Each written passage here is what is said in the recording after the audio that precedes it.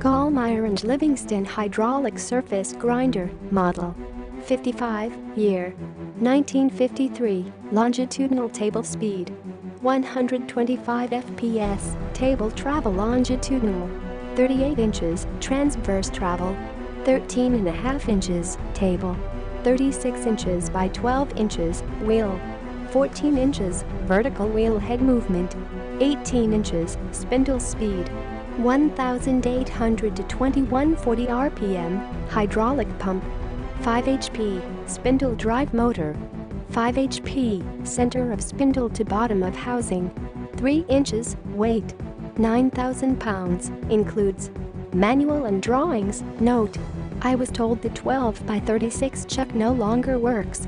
However, it does come with a working chuck that is 10 by 30. Please visit us online at www.affordablemmachinery.com today.